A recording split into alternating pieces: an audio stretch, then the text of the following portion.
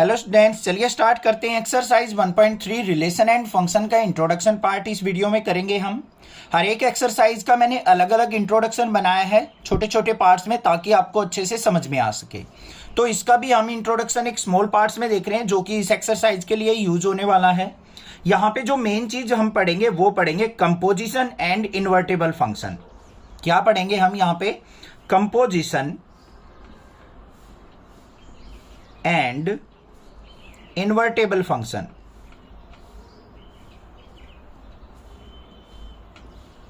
ये दो ही चीजें हमें यहां पे समझनी है, यही हमारी पूरी की पूरी एक्सरसाइज में यूज होने वाली हैं। अब सबसे पहले अगर मैं बात करूं कंपोजिशन का मतलब क्या होता है, अब आपने केमिस्ट्री में भी ये टर्म पढ़ी होगी। कंपोजिशन का मतलब होता है किसी दो या दो से ज्यादा चीजों को कंबाइन कर देना। अब फंक्शन के ऊपर बात कर रहा है तो यहां पे क्या हो जाएगा? Combination of two function. Definition की अगर मैं बात करूं तो क्या लिखेंगे यहां पे? Combination of two function to form single function.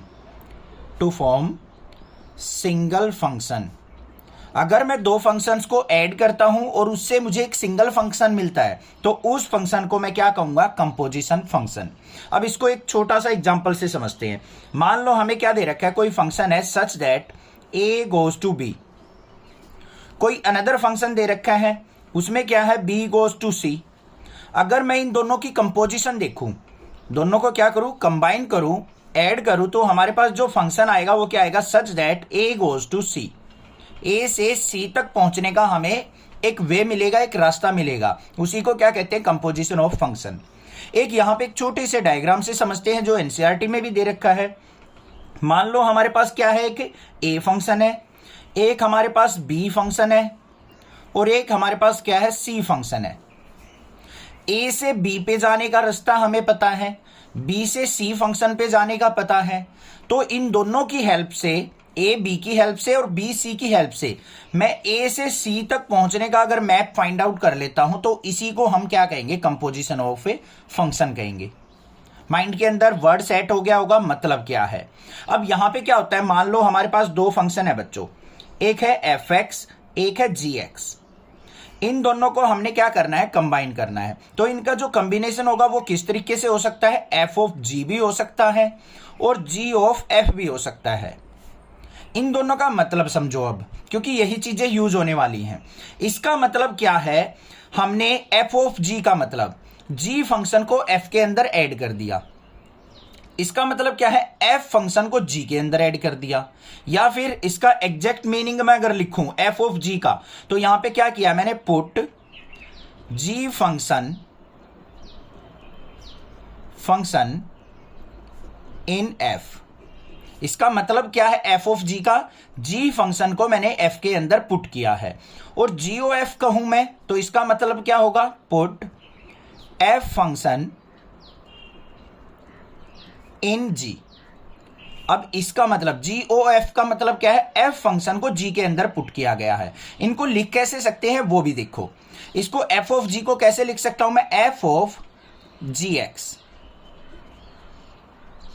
देखो ध्यान से, वैसे तो फंक्शन f ऑफ x होता है, अब मैंने इस x की जगह इस पूरे फंक्शन को रख दिया, f ऑफ gx बना दिया। और इसको कैसे लिख सकता हूं मैं? यहां पे g है तो g ऑफ fx। इसका मतलब क्या हुआ? g फंक्शन के अंदर मैंने fx को पुट कर दिया। समझ में आई बात? अब ये थोड़ी सी कंफ्यूजन लग रही होगी, वो क्यों लग रही है? क्योंकि ये एग्जांपल से प्रूव होगी, एग्जांपल से समझ में आएगी। तो भाई हम क्या करते हैं? एक एग्जांपल भी ले लेते हैं। मेन काम तो हमारा यही है, कंसेप्ट समझना।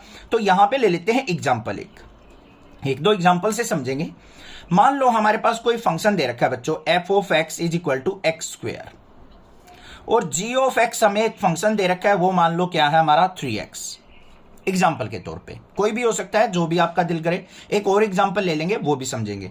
अगर मान लो आपसे पूछ ले f ऑफ g निकालो, इसका मतलब क्या है? ये इसका एग्जैक्टली मीनिंग क्या है? f ऑफ g का मतलब o हट जाएगा, f ऑफ gx। ये इसका रियल मीनिंग है। इसका मतलब क्या है? हमारे पास gx फंक्शन क्या है बच्चों? 3x।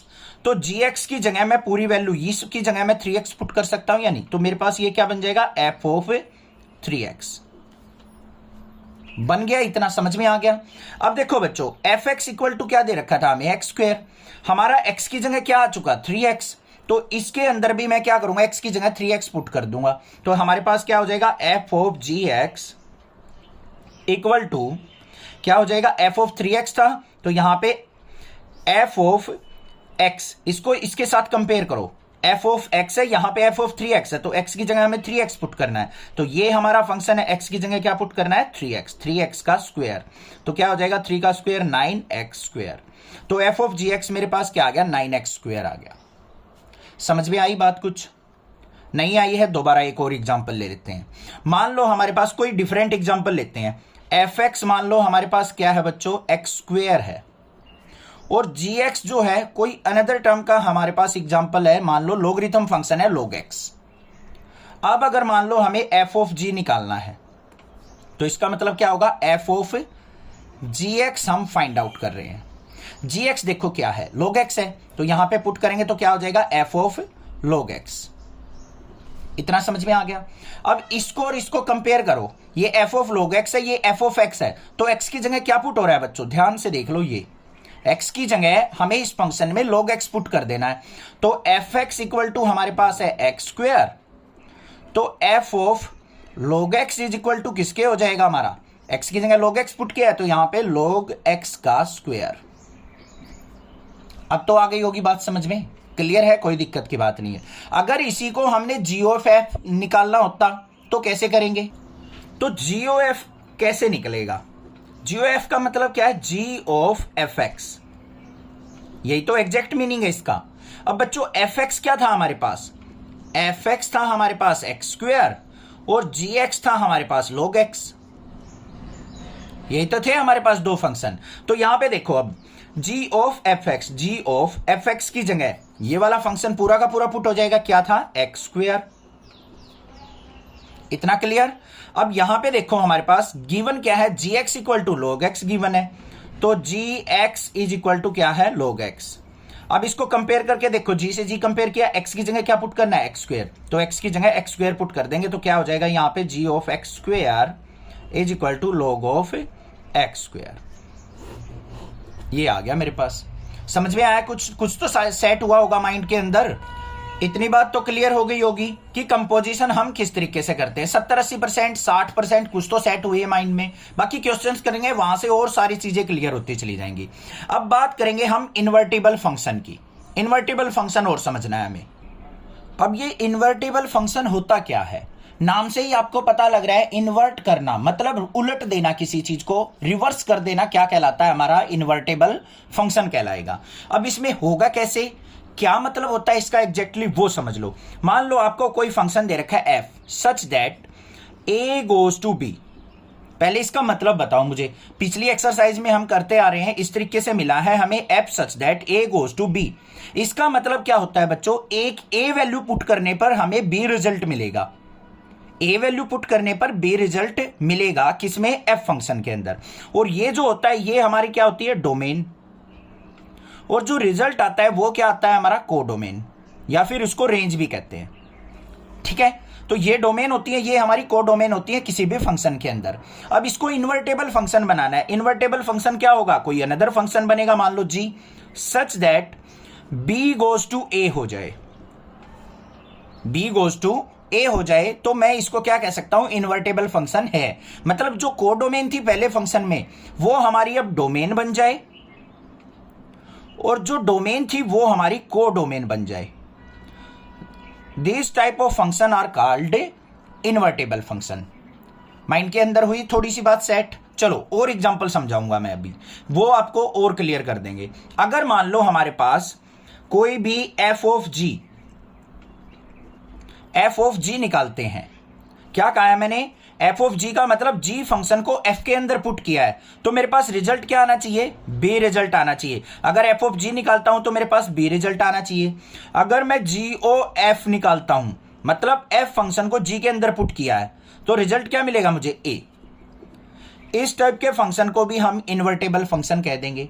दोबारा समझो क्या बात कही है मैंने, f ऑफ g का मतलब अभी अभी सीखा था हमने कि g की वैल्यू को f के अंदर पुट करना। इस g को इसके अंदर पुट करेंगे तो हमें डोमेन कोडोमेन क्या मिलेगी, b। रिजल्ट हमें बी मिल रहा है तो ये बी आ जाएगा, तो इसका मतलब क्या है, इन्वर्टेबल है। अगर मैं जी ओ एफ निकालता हूं, एफ की वैल्यूज को जी के अंदर पुट करता हूं, तो रिजल्ट क्या मिलना चाहिए, ए, तो ए रिजल्ट मिले तो ये इन्वर्टेबल फंक्शन है। समझ में आई बात। और देखते हैं हम इनवर्स ट्राइगोनोमेट्रिक फंक्शन का एक एग्जांपल लेते हैं। मान लो हमारे पास, हम जो चैप्टर नंबर 2 है, जिस बच्चे ने कर लिया होगा, नहीं किया है आगे समझ में आ जाएगा, थोड़ा सा मीनिंग समझ लो। मान लो आपको x is equal to sine theta दे रखा है बच्चों, x इक्वल टू क्या दे रखा है, साइन थीटा। पेन फिनिश हो गया था। तो अब यहां पे देखो, मुझे x की वैल्यू निकालनी है, तो हमें क्या पुट करना पड़ेगा, थीटा पुट करना पड़ेगा। तो ध्यान से देखो, इस फंक्शन के अंदर x क्या है हमारा, कोडोमेन, जिसकी वैल्यू हमें मिलेगी। तो x क्या है, कोडोमेन, और थीटा क्या है हमारा, डोमेन। समझ में आई या नहीं बात। देखो, जो वैल्यू हम पुट करते हैं वो क्या होती है हमारी, डोमेन। जो रिजल्ट हमें मिलता है वो होती है कोडोमेन। अब हमें x is equal to sine theta दे रखा है, इसको सोल्व आउट करोगे तो हमें थीटा की वैल्यू पता होनी चाहिए। अब थीटा पुट होगा तो थीटा क्या होगा हमारा, डोमेन, और जो रिजल्ट मिलेगा x के अंदर वो क्या मिलेगा, कोडोमेन। अब इसको इन्वर्ट कर लो, रिवर्स, साइन को इस तरफ ले आओ तो क्या हो गया, sine inverse x is equal to theta. अब उल्टा हो गया, देखो x की वैल्यू पुट करनी पड़ेगी अब हमें, जब हमें थीटा की वैल्यू मिलेगी। तो x की वैल्यू पुट करेंगे तो x क्या बन गया अब बच्चों, हमारा डोमेन बन गया, और थीटा क्या बन गया अब इस केस में, कोडोमेन। इसी को तो इन्वर्टेबल फंक्शन कहते हैं। कोडोमेन जब हमारी डोमेन बन जाए और डोमेन हमारी कोडोमेन बन जाए तो उस फंक्शन को हम इन्वर्टेबल फंक्शन कहते हैं। और जैसा कि नाम ही है हमारा चैप्टर नंबर 2 का, इनवर्स ट्राइगोनोमेट्रिक फंक्शन। इनवर्स मतलब उल्टा, इन्वर्टेबल फंक्शन। तो ये मीनिंग हो गया हमारा इन्वर्टेबल फंक्शन का। समझ में आ गई बात। एक और लास्ट बात सुन लो, अगर कोई फंक्शन, इफ एनी फंक्शन, कोई भी हमें फंक्शन दे रखा है, अगर आप उस फंक्शन को बाइजेक्टिव प्रूव कर देते हो, if any function is bijective. Bijective का मीनिंग क्या होता है, पिछली एक्सरसाइज में हमने सीखा था, क्या हो, 1 1 हो और साथ में ऑन टू हो, उस फंक्शन को हम बाइजेक्टिव फंक्शन कहते हैं। और अगर हमें कोई ऐसा फंक्शन मिल जाता है जो हमारा क्या हो, 1 1 भी हो, ऑन टू भी हो, मतलब बाइजेक्टिव हो, तो उस फंक्शन को हम इन्वर्टेबल फंक्शन कह सकते हैं। So it's invertible. तो ऐसे फंक्शन को हम क्या कर सकते हैं बच्चों, इन्वर्ट कर सकते हैं। So it's a invertible function. तो ऐसा फंक्शन हमारा इन्वर्टेबल फंक्शन होगा। आगे बात समझ में, इंट्रोडक्शन क्लियर हो गया होगा। अगर नेक्सा क्लासेज से इंट्रोडक्शन वीडियोज अच्छे से समझ में आती हैं तो प्लीज आपसे एक रिक्वेस्ट है आपके टीचर की, चैनल को प्लीज सब्सक्राइब कर दो, उसको अनसब्सक्राइब मत करना, ज्यादा से ज्यादा शेयर करो, बस यही एक सपोर्ट करो अपने चैनल के लिए, बाकी मेरे पे छोड़ दो, मैं आपकी फुल सपोर्ट करूंगा। Thank you students for watching Nexa classes video.